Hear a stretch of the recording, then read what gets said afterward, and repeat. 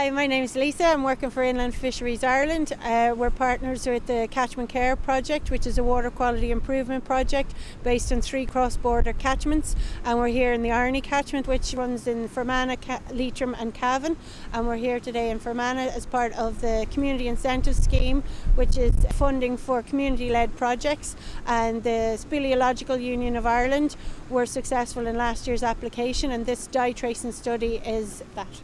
So in this catchment we're lucky enough to have 2 experienced cavers and hydrogeologists, and they are going to inject fluorescent dye into the surface water just here at Pigeon Pot, where it's going to sink underground and then it'll divide up in the underground system, and we'll pick it up in the tracers that they've already put into the caves.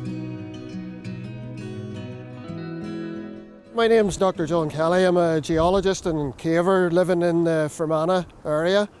We're doing research into groundwater and surface water catchments for the CatchmentCARE project, investigating which streams feed to the Shannon River and, more importantly, which rivers in the area feed via underground conduits to the Arney River.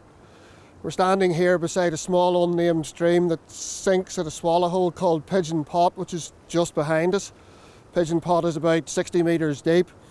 The important thing about this unnamed stream that we're standing beside is that this stream has been proven by Dr. Les Brown to drain to Shannon Pot, which has been traditionally the source of the Shannon. But in reality, because this stream is much further away from Shannon Pot, this stream is the true source of the Shannon and is located in County Fermanagh. And we're hoping, as part of the CatchmentCARE programme, to definitively prove the true source of the Shannon in this area.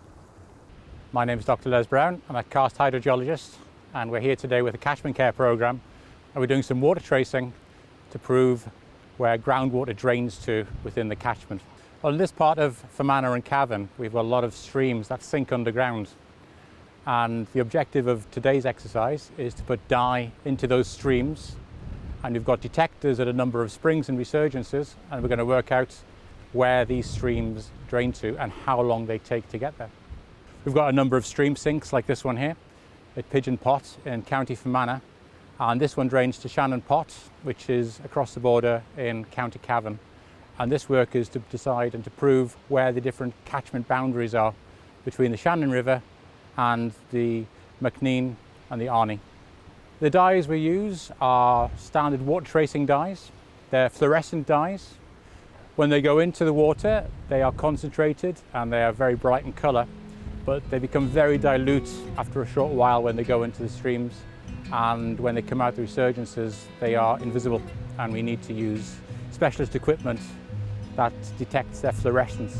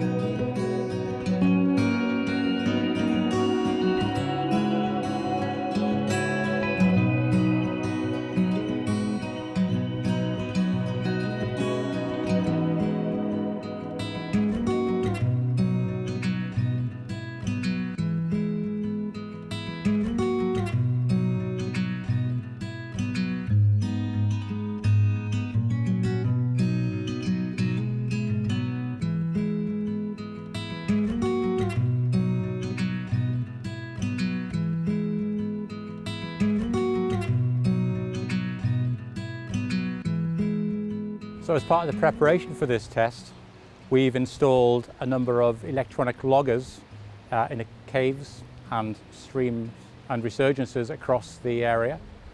And these will be logging away in the background, taking a reading every 10 minutes, taking a water sample every 10 minutes and analysing for the fluorescence. And they will detect the different dyes we're putting in. Today we're using rhodamine WT, which is a red dye, and the fluorescence from that will be analysed by those loggers, and the loggers will run for the next 2 to 4 weeks, and we'll see how long it takes for the water to come out.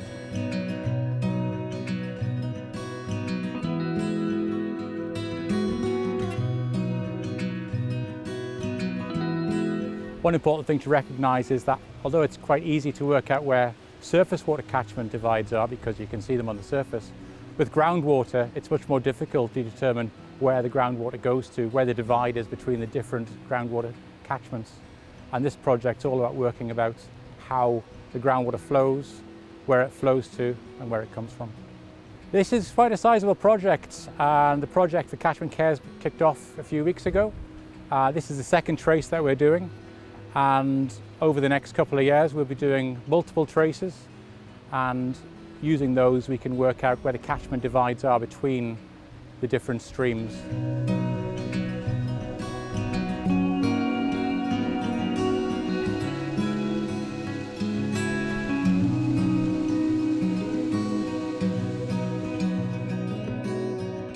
The stream that we're standing beside at the minute, which sinks at Pigeon Pots, didn't always sink at Pigeon Pots. During the last ice age, when we had permafrost conditions in this part of County Fermanagh, the water would not sink underground into the limestone because it was full of ice.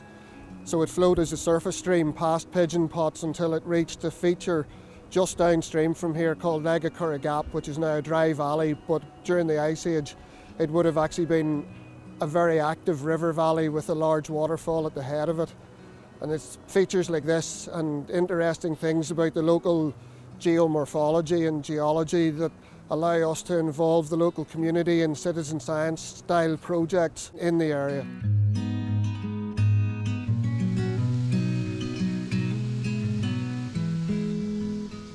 So today was a great success. The dye went in the water and flowed nicely down into Pigeon Pot. So we'll know in about 4 weeks' time when the dye tracing study has run its full course, and then they'll be able to plot it and see how much of the dye went to which catchment, and get a better understanding of what the dynamics of what's happening underground.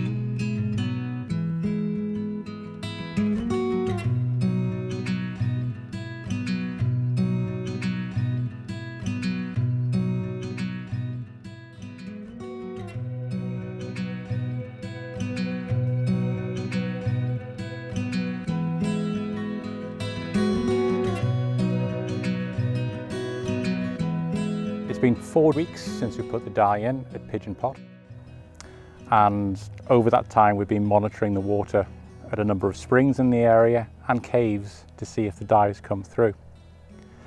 And in that time we've been recording the water quality electronically with loggers. We've pulled those loggers out of the caves and the risings, and we're able to analyse the data and see where the dye has been coming out. And I can confirm that we had a very positive recovery of dye here at Shannon Pot. It took 4 days for the dye to come through here at Shannon Pot. But perhaps even more exciting is we got a positive recovery from Shannon Cave, which is a newly discovered cave, which is about 3 kilometres east of here at Shannon Pot. And we got a very positive spike in that cave as well. Now, because of that, we're able to show exactly the route the water takes from Pigeon Pot through the limestone and all the way to get here to Shannon Pot. Now, the total distance of the flow path is about 15 kilometres. And 15 kilometres in 4 days, you can imagine it's very fast for groundwater. It's more what you'd get accordingly in a surface stream. And that's exactly what we have going through the limestone aquifer in this part. We have a complex cave system with water going through it rapidly, like a surface watercourse, like a surface stream, and the water's getting through really quickly. So 14 kilometres in about 4 days, it equates to about 150 metres every hour. and you can really imagine how fast that water's going. And it brings some interesting questions in terms of how perhaps we could have water quality issues, just as you would in surface water. If there was a pollution incident 15 kilometers away, we could have issues with water quality here as well. It advances the understanding of where the water goes to, how fast it can get there, and it lets us map the catchment divides.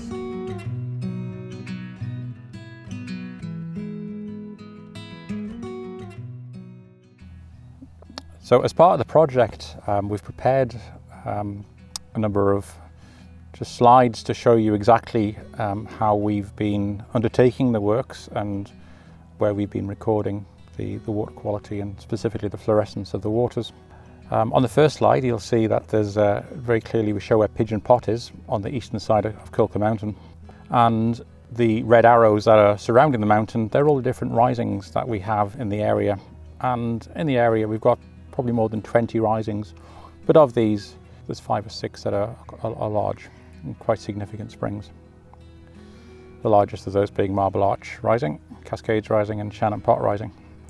Now we put the dye in at Pigeon Pot and we were recording at all of these springs. The intention to see where the groundwater drains to and obviously where it doesn't drain to. From analysing the fluorescence of the water at these springs and risings, we've been able to identify that the water from Pigeon Pot actually goes to, well, at least 4 risings. It goes to 2 springs which are quite close to Pigeon Pot on the east of the mountains, but then it also goes to Cascades Rising, which is in the Cladda Glen, and Shannon Pot Rising in County Cavan. Now, we were particularly interested in using our instruments in this project because we were able to determine where most of the dye went to, which of the main flow paths.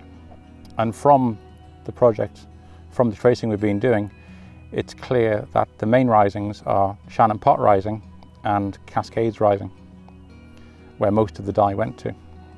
We were also keen to include, one of the fluorometers into Shannon Cave, which is really the only cave which is along the line of the flow path that we've identified from Pigeon Pot to Shannon Pot Rising. Shannon Cave was discovered in the 1980s and has more recently been explored further, and there's lots of new passages being associated with it, and it's now one of the longest caves in Ireland. But there's a streamway in that cave where we never really knew where the water was coming from, and as part of this project we were really keen to see if it was indeed water from Pigeon Pot that came into the cave. So we installed the fluorometer in Shannon Cave, and you see on the slide there we've highlighted the spot in Mistake Passage, and this is where this large stream comes into the cave, and we didn't really have any idea where that stream was coming from. And the logger was in there for 2 weeks. When we downloaded the logger, it was really clear that the rhodamine dye came into Mistake Passage, and we were quite taken aback by how fast it came into Mistake Passage, because it travelled the 10 kilometres from Pigeon Pot to Mistake Passage in 3 days, 3 hours and 30 minutes, which is really fast for groundwater, and it's more equivalent to what you get on the surface.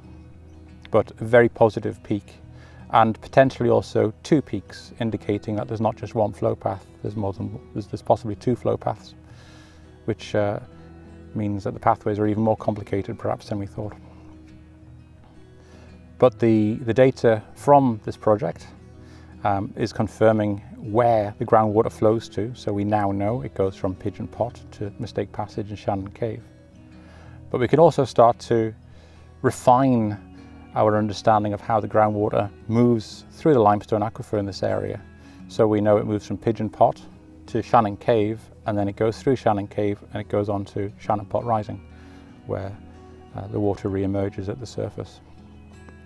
Interestingly, there is still 3 kilometres of distance between the terminal point of Shannon Cave and Shannon Pot Rising, and there's also quite a significant distance between the Mistake Passage and Pigeon Pot as well, where no known cave is yet known of. So a lot of the caving clubs in the area will be very interested in this data because they'll be looking to see if there's more caves to be found in that part of Coca Mountain.